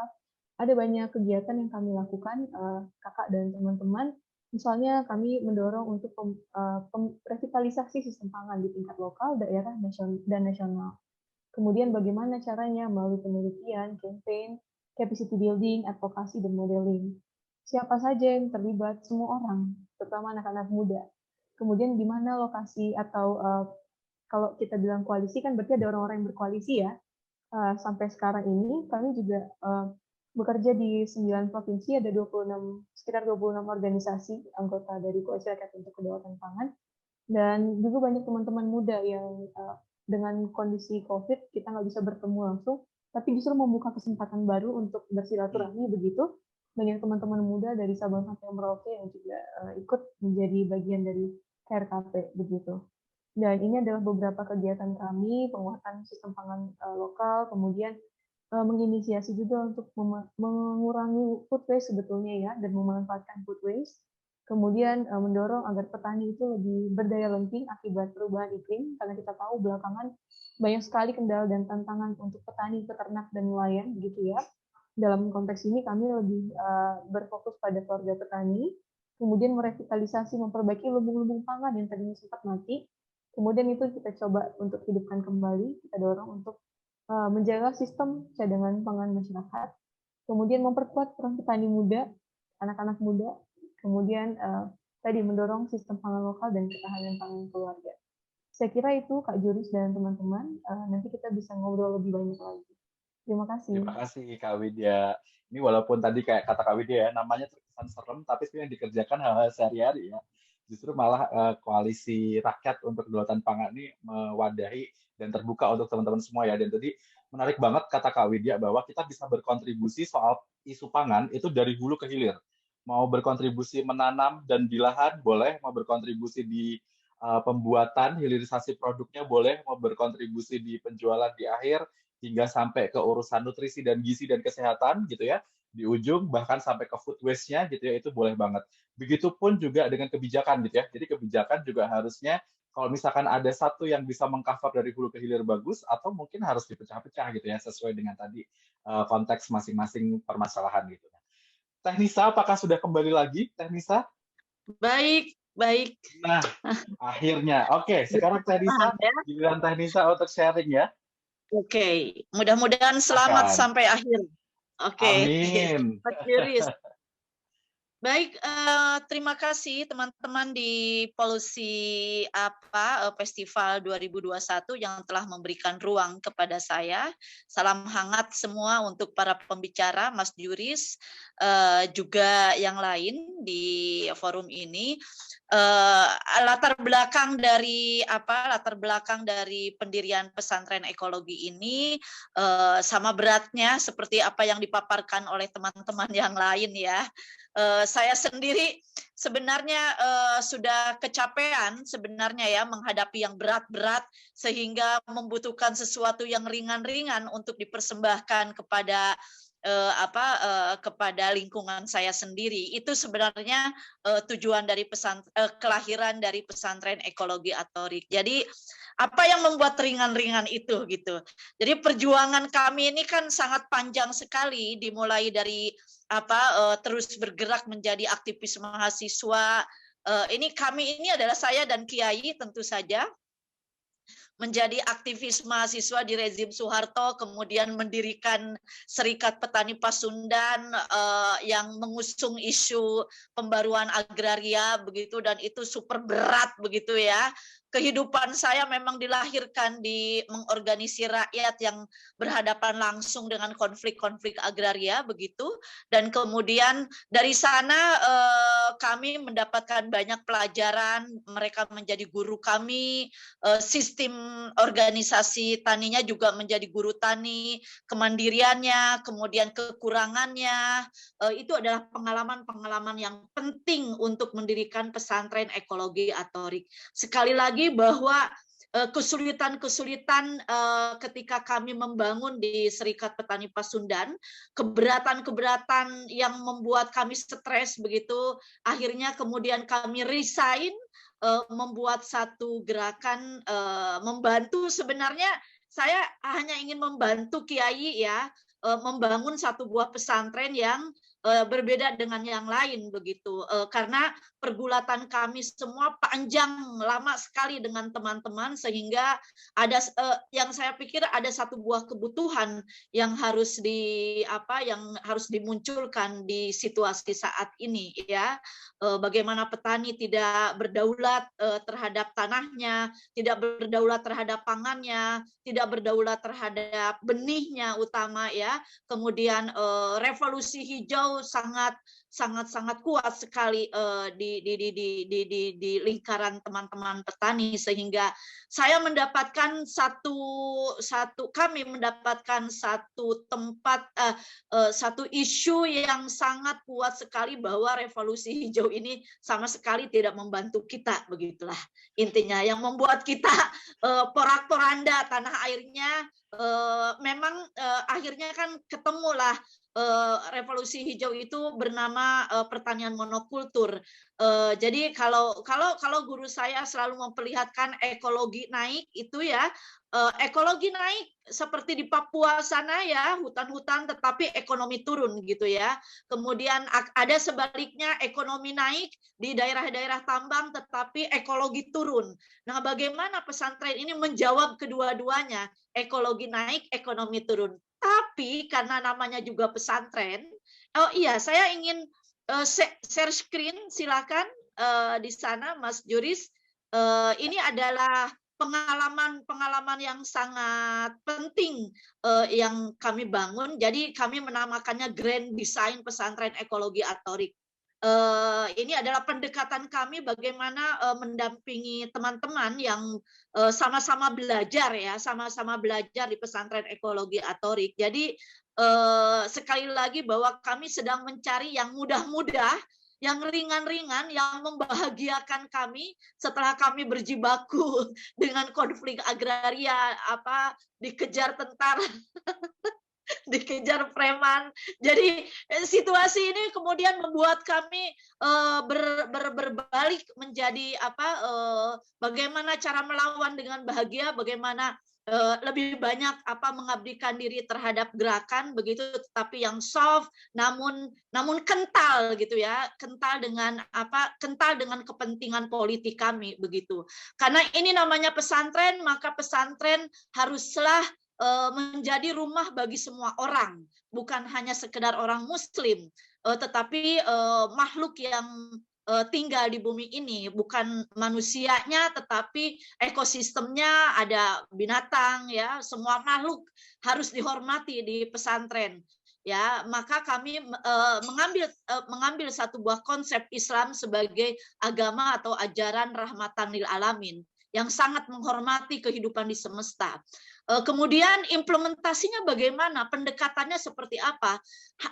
Sedikit ya, sedikit Mas Bang Diki, desa pendekatannya, kemudian Mbak Eno desa pendekatannya. Saya hanya 1 hektar lahan, 1 hektar saja. Ya, jadi dia menjadi laboratorium agroekologi, menjadi implementasi bagaimana ajaran rahmatan lil alamin ini diturunkan menjadi satu buah gerakan bernama agroekologi. Jadi pertanian berbasis pada pemulihan ekologi. Tetapi kan agroekologi itu sebenarnya adalah kepentingan akademik gitu ya. Kepentingan, kalau nggak disebut akademik nggak bisa diakui itu. Akhirnya sebenarnya kami diturunkan kembali dari agroekologi ini yang ringan-ringan, yang sangat dekat dengan kehidupan kami. Akhirnya kami mendapatkan satu tema yang berbasis pada kearifan budaya. Tentu saja karena saya dan Kiai adalah dan tinggal di kawasan di Tatar Sunda, akhirnya kami mengambil satu buah kearifan sistem budaya bernama buruan bumi atau kebun talun. Buruan bumi itu kebun pekarangan. Jadi kebun pekarangannya orang Sunda. Memburu gitu ya. Memburu, kalau dari luar tuh memburu jambu, memburu talas, memburu semua diburu gitu. Sebenarnya buruan itu nama Sunda dari buruan atau pekarangan ya. Buruan itu teras gitu, ya pekarangan ya. Bumi itu rumah kecil, sentral dari semua sistem ya. Bumi itu rumah kecil bagi orang Sunda. Kemudian kami juga perspektifnya dibangun melalui kebun talun. Kebun talun itu agroforestry-nya. Kalau mungkin hutan komunitasnya orang Sunda. Jadi sandang, pangan, papan itu ada di kebun talun ini. Jadi kami masuk pada wilayah kearifan Sunda. Itu sangat membumi sekali ya sistem budaya Sunda ini, di mana manusia adalah bagian dari ekosistem. Jadi bukan bagian dari yang memutuskan segala sesuatunya di muka bumi ini gitu. Jadi kami dibalikan ya, ajaran rahmatan lil alamin tidak seperti itu. Manusia itu adalah bagian dari ekosistem. Kemudian diagram yang lain yang 10 tahun ini sebenarnya pesantren Atorik sudah masuk pada 13 tahun pada tahun ini. Kami mengumpulkan banyak sekali ilmu pengetahuan berkelanjutan, tentu saja yang berhubungan dengan sistem pertanian. Kemudian kami juga mendapatkan sistem pangan, ada pemetaan lahan produksi atau berbasis zonasi. Ini penting sekali zonasi di dalam kawasan buruan bumi. Ada zonasi jangka pendek, jangka panjang, hutan kecil tentunya. Rumah kami sekarang pesantren sudah sangat tidak kelihatan. Jadi orang-orang bingung di mana itu pesantren. Ya, itu tertutup oleh banyak pohon begitu ya. Dan tentu saja pemulihan ekosistem. Kami tidak menggunakan pestisida, sekalipun pestisida alami, sekalipun insektisida alami yang dibuat dari bahan-bahan alami, karena gerakan kami adalah gerakan menghormati semesta. Jadi gerakan kami gerakan tanpa membunuh binatang-binatang, sekalipun binatang kecil, melalui insektisida gitu ya pertaniannya. Jadi tidak ada ilmu pengetahuannya tidak berbasis pada pembunuhan begitu. Kemudian tentu kami mendapatkan praktek sistem pertanian, dan ini menjadi bagian dari gerakan sosial. Di dalam itu kami mendapatkan sumber benih warisan. Nah, sumber benih warisan sebenarnya yang sangat ekonomis, tidak membutuhkan biaya yang besar di dalam lahan garapannya. Kemudian ini gerakan yang sangat sosialis, sangat populis, di mana sak kampung bisa mendapatkan hasil panen kami. Tentu saja benihnya adalah benih yang sangat demokratis, berbenturan dengan yang saat ini sangat kapitalis, di mana pasar menentukan beberapa jenis benih, tetapi kami bebas merdeka mempunyai benih apapun. Tentu surplus, dan semua kearifan budaya ini berbasis pada pengarus utamaan gender sangat kuat. Bahkan sebenarnya ini sangat feminin. Gerakan apa yang ingin dibangun oleh pesantren Atorik? Tentu saja, sekali lagi, bahwa agroekologi menjadi salah satu penekanan kebijakan terhadap pemerintah Indonesia. Matur nuwun, assalamualaikum. Waalaikumsalam, sami-sami Teh. Ternyata ya, apa yang ada di naskah-naskah akademis dipikirkan oleh ahli-ahli itu tuh sudah difikirkan sama leluhur kita ya konsepnya ya. Jadi memang konsep dari leluhur balik lagi ke kelokalan, melihat lagi ke akar budaya kita, itu penting gitu. Kalau tadi kata Teh Nisa, cuman 1 hektar, kalau buat saya nggak ada kata cuman, karena kontribusi itu sekecil apapun tetaplah kontribusi. Tinggal nanti gimana caranya memperluas kontribusi itu dengan gotong royong, kolaborasi gitu ya. Dan satu lagi adalah ya dengan membuat kebijakan yang mendukung itu. Nah ini nanti teman-teman para policy maker dan calon policy maker nih, para penonton Policy Fest yang akan merumuskan kebijakannya seperti apa. Nah, mumpung teknisasinya yang lagi bagus, saya dapat bisikan dari panitia, gimana kalau kita foto bersama dulu ya? Mungkin bisa ditampilkan, kita foto bersama dulu, foto bersama bareng-bareng sebelum nanti teman-teman silahkan chat pertanyaannya untuk narasumber. Habis ini akan saya bacakan dan saya minta narasumber untuk menjawab pertanyaan-pertanyaan dari teman-teman. Silahkan panitia bisa dibantu untuk ngambil foto. Ya, teman-teman boleh dibuka semuanya. Kak Diki, Mbak Diah, Kak Faiza, silahkan dibuka. Ya, siap, udah. Ya. Silahkan senyum yang paling positif. Dua kali ya fotonya. Boleh. Oke. Teman-teman yang lain juga silahkan dibuka. Oke, 1, 2, 3. Untuk rame-ramean semuanya. Ya, silahkan peserta boleh dibuka kameranya, tunjukkan senyum terbaiknya untuk pangan Indonesia. Asik. Oke, yang kedua ya. 1, 2, 3. Alright. Oke, terima kasih Kakak Vela, terima kasih juga teman-teman semua. Nah, sekarang saya mau ke pertanyaan. Ini sudah masuk pertanyaan di WOFA, pertanyaan yang menarik nih. Akhir-akhir ini banyak sekali UMKM yang berkembang, namun sebagian UMKM tersebut menggunakan pangan yang impor.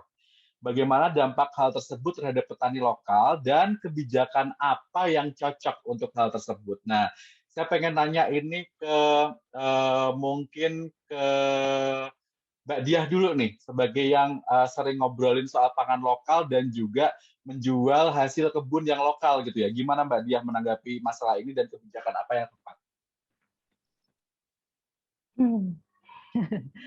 Ya, kalau mau jujur ya, bagaimana dampaknya petani-petani tepung lokal seperti tepung, sebenarnya sebelum ada terigu itu kami 100% menggantungkan pada hasil kebun. Ini yang saya lihat langsung di lapangan ya, di kampung-kampung ya, di Gunung Kidul.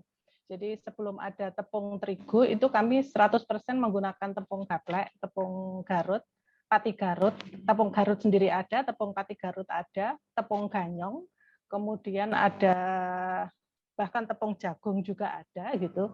Jadi sebenarnya bisa gitu menggunakan, mengoptimalkan sumber daya yang kita miliki yang dihasilkan langsung dari kebun-kebun sendiri gitu. Jadi bisa sebenarnya. Nah, begitu dihantam oleh terigu, mati semua. Gitu. Itu yang terjadi. Gitu. Jadi sekarang tidak ada, karena di pasar tidak ada permintaan tepung gaplek, tepung ganyong, tepung Garut, tepung beras juga semakin sedikit.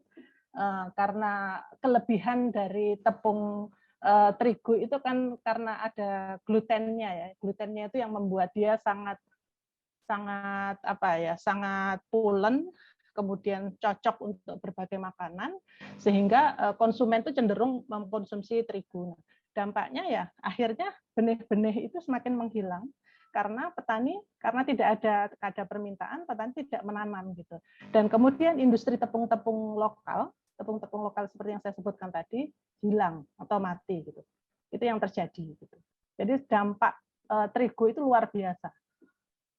Salah satu upaya yang kami coba lakukan melawan itu, walaupun itu sangat kecil, adalah tetap memproduksi tepung gaplek dan tepung mokaf. Dan itu luar biasa susah gitu. Karena mokaf itu sama sekali tidak ada subsidi.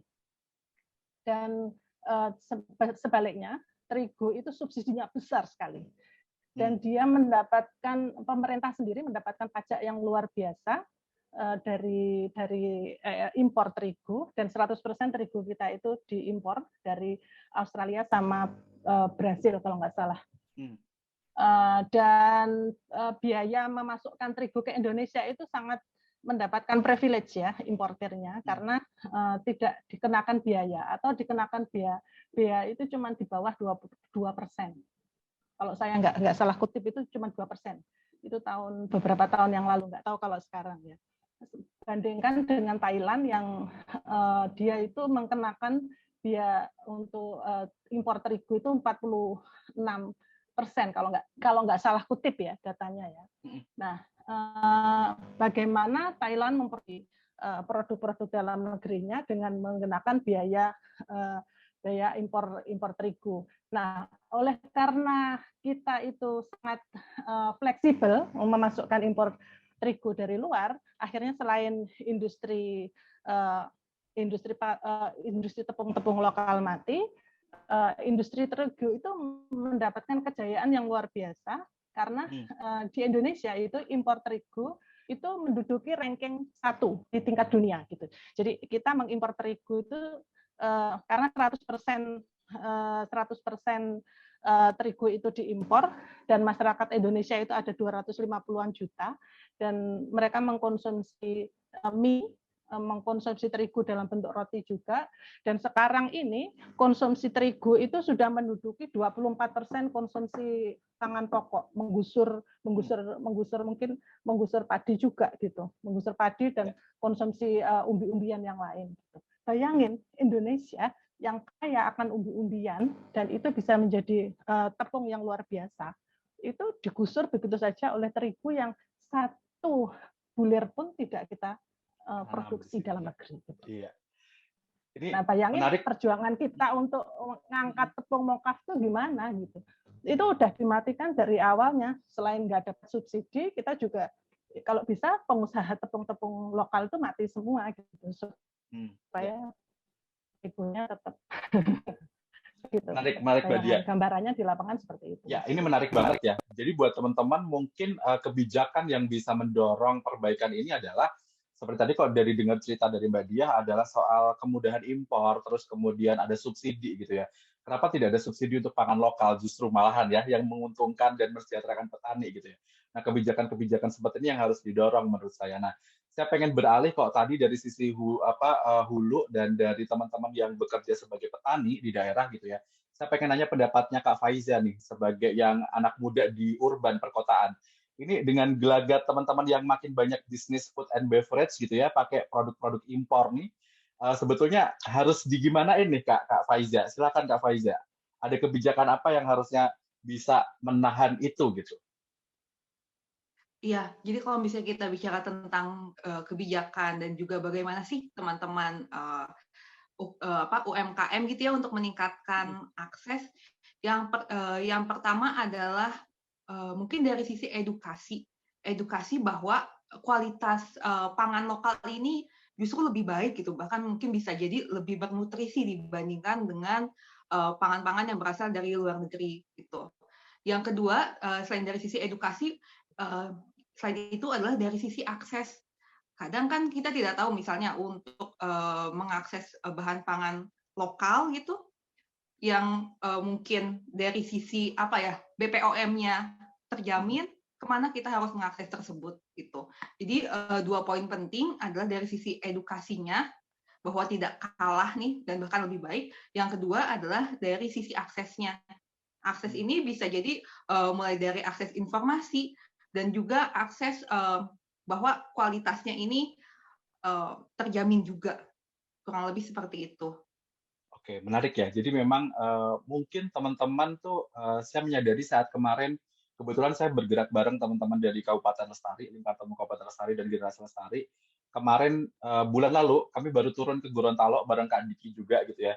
Saat kami bertanya ke teman-teman di sana, teman-teman yang masih muda, yang lebih muda daripada Kak Faiza gitu ya. Kalau kita tanya makanan lokal kalian apa, bingung gitu ya. Bahkan kami bilang kami mau riset makanan lokal gitu ya, tapi kita dibawanya meeting tuh ke tempat resto Korea gitu. Jadi kayak jauh-jauh kami ke Gorontalo dan dibawanya ke resto Korea gitu. Itu hal yang ironis gitu ya. Nah, ini mungkin yang perlu di-boost adalah informasi mengembalikan ke akar tadi ya. Kita tidak menyalahkan ke teman-teman yang generasi muda, karena mungkin mereka tidak mendapatkan informasi yang lebih banyak daripada generasi sebelumnya. Jadi memang kampanye itu menurut saya penting ya, dan mendorong kemudahan izin BPOM untuk ketersediaan pangan, kemudian akses gitu ya, bahan lokal bisa masuk ke pasar tradisional dan pasar modern, itu menurut saya juga penting banget. Nah, terima kasih, itu adalah pertanyaan dari Kak Atila Bintang Lazuardi. Terima kasih pertanyaannya Kak. Kita beralih ke pertanyaan kedua. Ini pertanyaan yang menarik banget. Soal malnutrition dan stunting gitu ya, masih terjadi di Indonesia, tapi di lain sisi food waste juga tinggi sekali gitu ya. Kira-kira gimana nih cara mengatasinya? Kebijakan seperti apa yang dibutuhkan? Nah, aku pengen bertanya ini kepada Kak Diki gitu ya, karena Kak Diki tadi cerita dari Nusa Tenggara Timur, masalah yang dihadapi juga masih tentang malnutrisi. Gimana Kak Diki terkait sama keironisan dua keadaan ini gitu ya? Gimana Kak Diki? Silahkan bisa share jawabannya. Ya, terima kasih Kak Juris. Kalau saya mungkin berangkatnya dari apa yang kami kerjakan, kerja-kerja bicara tentang kerja-kerja pengarsipan, pendokumentasian pengetahuan lokal, bicara tentang narasi pangan, bicara tentang budaya. Dari sisi budaya itu yang kami kerjakan. Dan pada akhirnya menurut saya bicara tentang narasi, bicara tentang sesuatu yang personal, yang mengikat ke sisi manusia-manusia yang ada di suatu tempat. Ketika kita bicara tentang makanan, bagaimana makanan itu membentuk kebudayaan di situ, bagaimana pertanian di situ membentuk kebudayaan, saya pikir itu jadi satu pendekatan yang menarik yang kami lakukan. Sehingga pada akhirnya arsip-arsip yang kami kumpulkan itu dibicarakan, dibincangkan kembali. Ternyata menimbulkan bukan sekedar nostalgia, tapi orang kemudian menimbulkan pemikiran kritis, kesadaran baru bahwa ternyata apa yang kita lakukan selama ini atau apa yang kita tinggalkan selama ini itu ternyata sesuatu yang penting, malah justru bisa menjawab kebutuhan kami. Nah, bicara tentang malnutrisi, bicara tentang stunting, ini sebenarnya juga yang sedang kami lakukan. Bagaimana pendekatan membangun kembali narasi, pendekatan seni budaya itu bisa dipakai untuk kita masuk melampaui isi piring makan. Jadi kita tidak saja bicara tentang piring makan yang ada di depan kita, tapi kita berangkat jauh ke belakang. Dan saya pikir pendekatan-pendekatan yang kami lakukan, bicara tentang makanan dari sisi seni budaya, ternyata itu sangat sesuatu yang dekat dengan keseharian orang-orang Molo misalnya, atau orang-orang di desa kami. Sehingga ketika itu masuk, kemudian ya itu tadi yang saya bilang, pemikiran-pemikiran kritis itu muncul. Dan yang terjadi di desa kami atau yang terjadi dengan teman-teman yang bergabung di komunitas Lakuatku Jawas adalah tidak sebatas sampai kepada muncul pemikiran kritis, kesadaran bahwa ternyata makanan yang kita konsumsi selama ini dikirim jauh dari luar, terlalu seragam. Ternyata bahwa kita punya keragaman makanan yang ada di sekitar kita, dan itu sangat dekat sekali, bukan saja dengan identitas, tapi sangat dekat dengan perilaku-perilaku lestari itu sendiri. Dan kemudian muncul sekarang misalnya kalau bicara tentang stunting, ya itu tadi dengan memanfaatkan potensi-potensi lokal yang ada.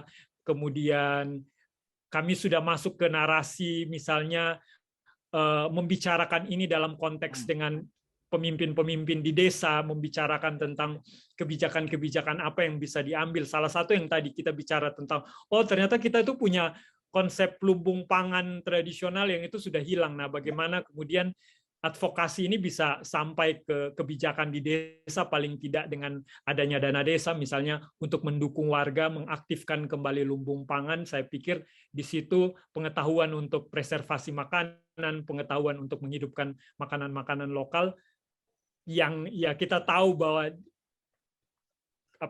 gizinya sangat baik untuk mencukupi kebutuhan itu. Saya pikir di situ paling tidak bisa menjawab persoalan di desa kami misalnya, dimulai dari situ ya. Jadi tetap balik ke makanan lokal ya. Jadi daripada kasih kebijakan pendistribusian raskin gitu ya, yang mungkin tidak dimakan sama teman-teman di daerah gitu ya, tidak semuanya makan beras gitu ya. Jadi mungkin lebih tepatnya menggalakkan kembali pemanfaatan dan pengkonsumsian karbohidrat lokal ya. Kalau ada sagu ya sagu, sorghum atau mungkin ubi gitu ya, itu mungkin yang perlu didorong. Nah, saya pengen tanya ke Teknisa nih setelah ke Bang Diki. Teknisa, dari 1 hektar kebun itu tuh gimana nih? Bisa nggak mengatasi permasalahan stunting dan food waste gitu? Bisa diceritakan nggak lesson learned dari 1 hektar kebunnya pesantren At-Thoriq ini? Silakan Teknisa. Ya, sama seperti Bang Diki ya, bahwa ini disesuaikan dengan keadaan di apa yang dilakukan oleh pesantren ekologi. Bahwa gerakan kami ini sebenarnya gerakan bagaimana membangun kesadaran yang paling pertama itu adalah kepada santri, kepada anak didik kami ya. Ada banyak sekali ada banyak sekali pesantren-pesantren, santri-santri setelah keluar dari pesantren itu bingung mau apa ya, bingung mau apa gitu, banyak sekali ya, terutama di tingkatan para penghafal Quran, karena pekerjaannya menghafal Quran, tetapi yang lain-lain itu dipinggirkan begitu. Nah, jadi ini adalah sebenarnya refleksi, evaluasi, kritik, otokritik terhadap lembaga pendidikan yang ada di Indonesia begitu ya. Jadi sistemnya begini, imajinasinya begini, bahwa kurikulum yang dibangun oleh pemerintah Indonesia itu adalah kurikulum untuk membawa pergi orang, bukan untuk mengembalikan lagi orang ke desanya begitu. Sehingga desanya itu sekali lagi Mas Juris, sekali lagi kalau desa itu selalu capnya itu desa yang tertinggal, desa yang tidak berkembang, desa yang sangat miskin.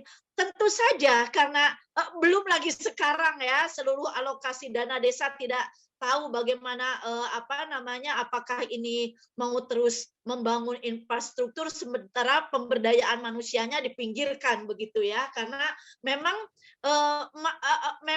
pelajar-pelajarnya tidak balik lagi gitu ya, tidak membuat dan ini disengaja gitu, ini menjadi satu buah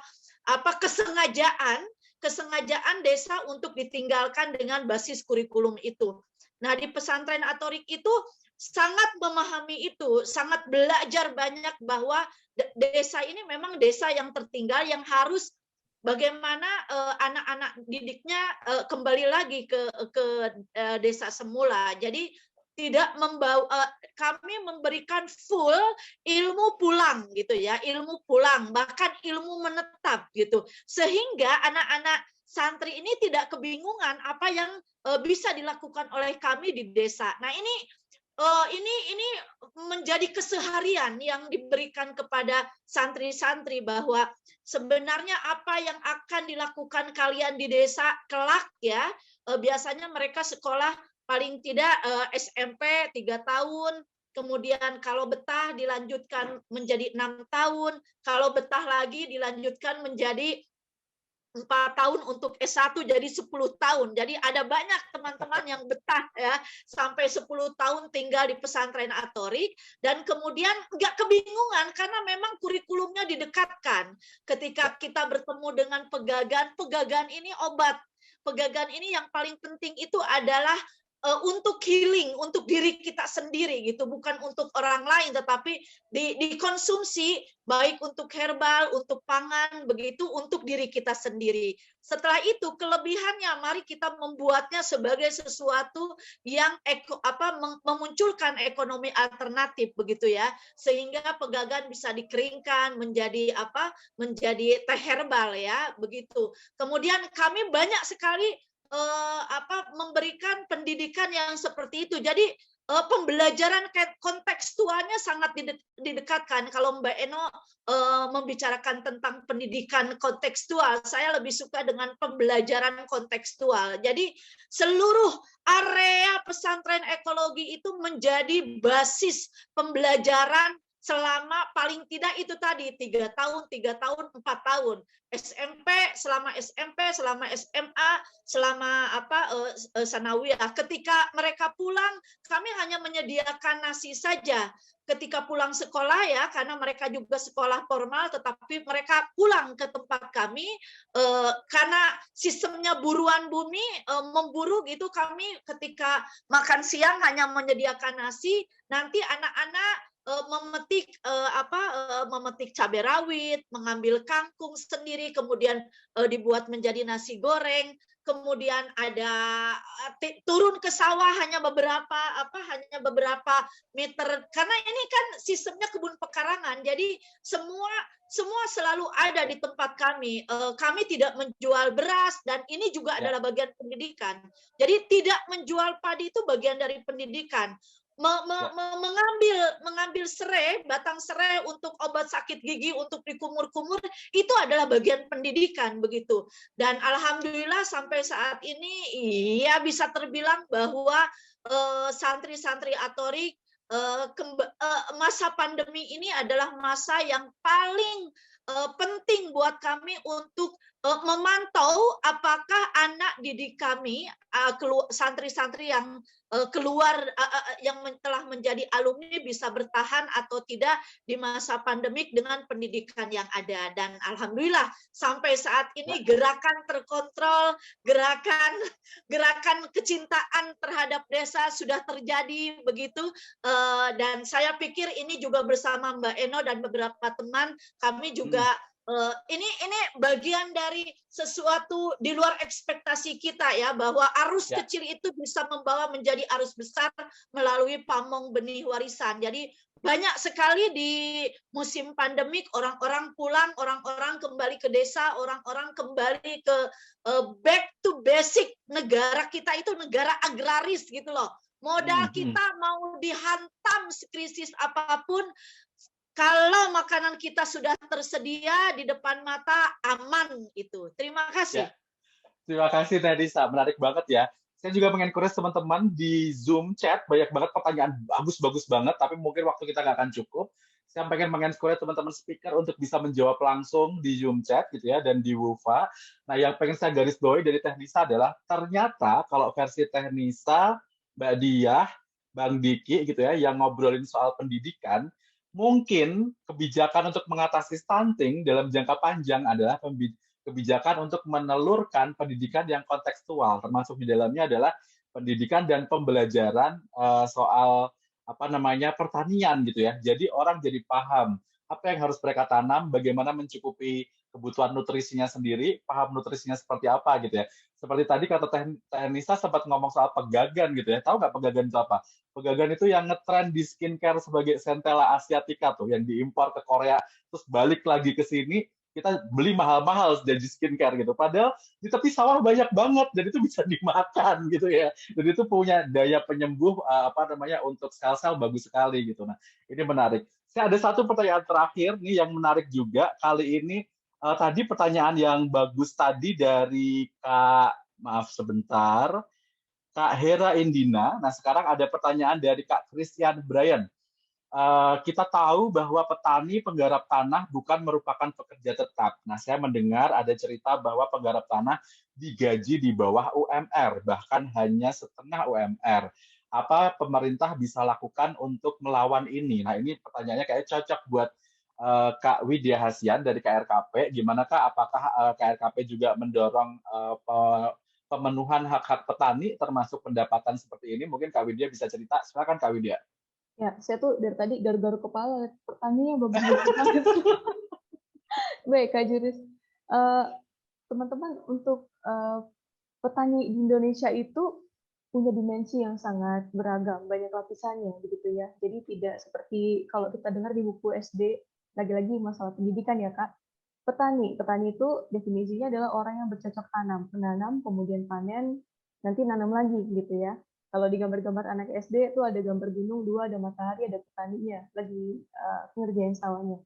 Ternyata dalam keadaan di faktanya begitu, petani itu punya banyak spektrum lapisan. Mulai dari petani yang kalau teman-teman di TV, petani berdasi, anak-anak muda yang tersenyum bahagia waktu ngambil call-nya gitu. Kayak foto saya di poster gitu, padahal itu foto doang. Ada juga petani yang ternyata hidup dengan keadaan yang sangat sulit begitu ya. Mereka buruh, tidak punya lahan, menggantungkan hidup dari pembayaran harian yang nilainya sangat kecil begitu, dan kemudian itu untuk menghidupi keluarganya yang banyak. Nah, sama seperti kritik kami di awal, kritik KRKP ada yang salah dengan sistem, sehingga teman-teman buruh kemudian punya situasi yang paling tidak menguntungkan dibanding yang lain-lain. Apa yang bisa kita lakukan? Ini pertanyaan yang saya juga nggak bisa jawab dengan jelas begitu ya, karena masalahnya kompleks, tidak hanya segampang ada yang sesuatu yang bisa kita perbaiki kemudian langsung berdampak di keesokan harinya, tapi lagi-lagi ini adalah bagian dari sistem. Nah, ketika kita bicara soal pendapatan petani, ini berkaitan dengan, kalau secara ekonomi kan ada supply demand ya, kemudian ada rantai nilai juga. Sebagian teman-teman mungkin udah aware, beras yang kita makan hari ini, kalau ngomong petani beras, itu nggak serta-merta dari lahan yang mereka kerjakan, kucuk-kucuk dibeli ibu, dibeli ayah, dibeli kakak, sampai di dapur kita, terus dimasak. Atau buat anak kosan, nggak serta-merta dari petani sampai di warteg, terus kita makan. Cuman berapa kali pindah gitu.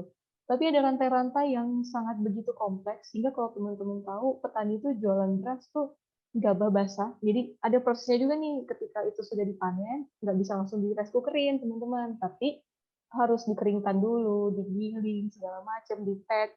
Dari pack yang gelondongan nanti diecer lagi jadi pack yang kecil-kecilan. Kalau teman-teman kosan apalagi tuh belinya yang di dalam bak kayu gitu ya, nanti bisa dimain-mainin pas dibeli gitu pakai tangan. Nah, panjang sekali rantainya. Petani itu dapat harga yang sangat rendah, bisa kalau lagi buruk-buruknya 3.000, 4.000 per kilogram. Nah, teman-teman beli udah 12 ribuan di pasar. Bayangkan betapa banyak rupiah di antara itu yang harus terpotong-potong di dalam jalur distribusinya.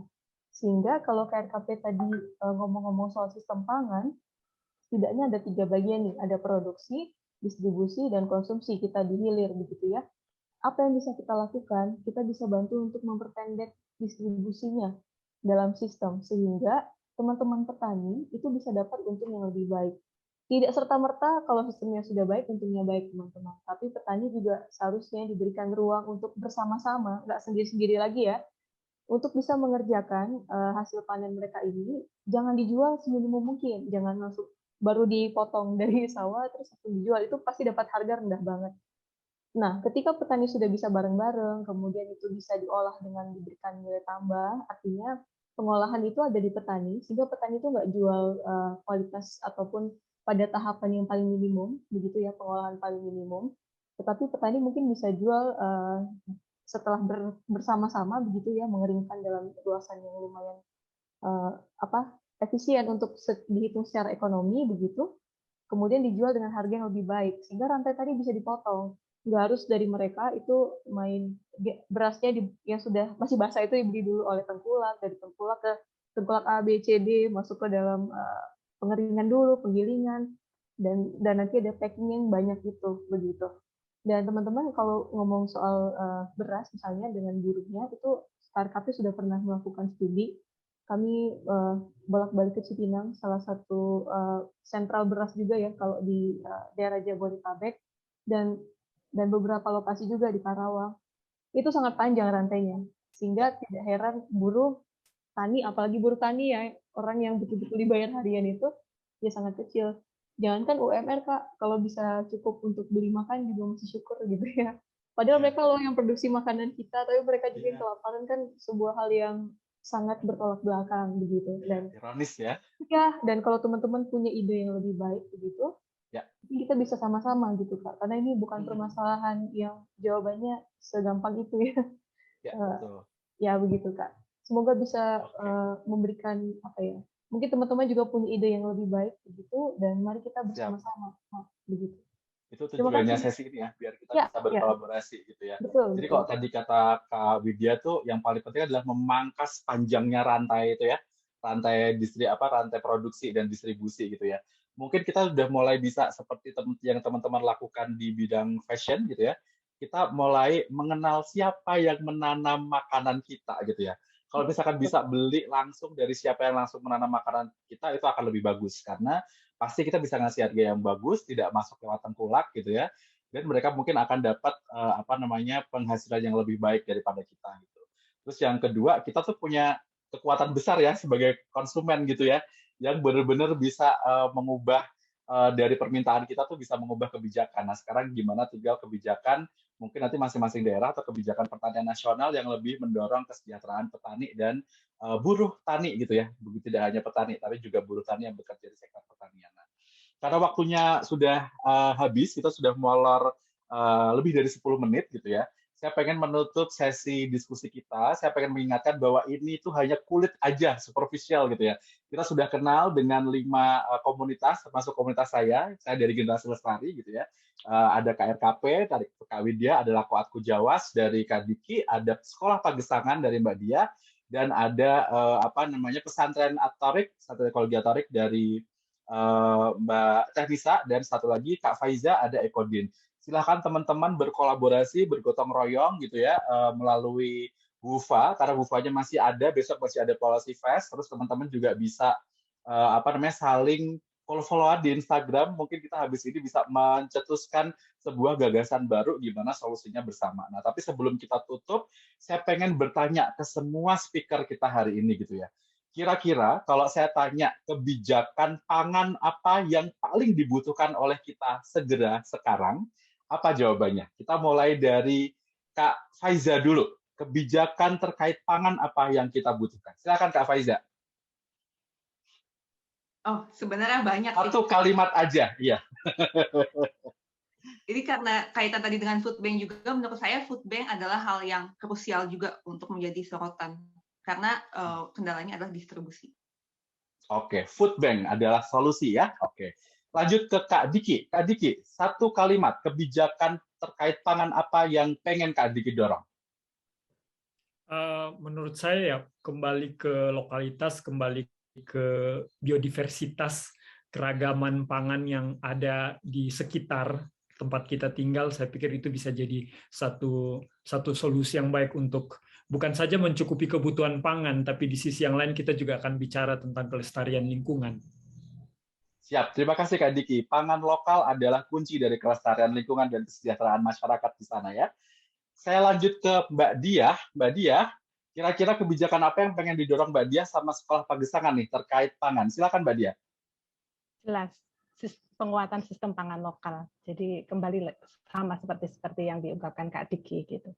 Jadi seperti misalnya yang bisa saya ceritakan di Gunung Kidul itu karena sudah mempunyai sistem pangan lokal di mana ada rantai yang sangat kuat, ikatan yang sangat kuat antara produksi hingga ke meja makan gitu. Nah, tinggal bagaimana ini kebijakan ini bisa mendorong sistem pangan lokal gitu, karena sekarang sistem pangan lokal itu tidak sedang baik-baik saja gitu, karena ada desakan dari pangan global. Terima kasih itu. Oke, penguatan dan penyelamatan sistem pangan lokal ya, karena sedang tidak baik-baik saja. Lanjut ke Teh Nisa. Teh Nisa, kira-kira Teh Nisa sama Pesantren Ekologi Atorik pengen mendorong kebijakan apa nih terkait pangan? Silahkan Teh.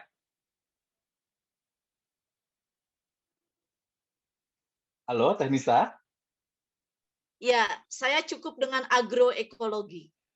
Oke, luar biasa. Agroekologi adalah kunci dari semuanya ya Teh ya. Mari kita dorong membuat agroekologi masing-masing di lingkungan kita masing-masing. Lanjut yang terakhir, Kak Widya Hasian dari KRKP. Kira-kira kebijakan terkait pangan apa yang ingin didorong sama KRKP? Silakan Kak Widya. Mari kita lihat pangan itu kan kata benda ya, tapi mari kita lihat itu sebagai satu sistem gitu ya, dari proses pemenuhannya, distribusinya, sampai konsumsinya. Nggak lagi soal angka, lomba-lomba untuk lihat produksi paling tinggi ada di mana gitu ya, tapi tentang bagaimana sistem ini berjalan dengan baik. Terima kasih.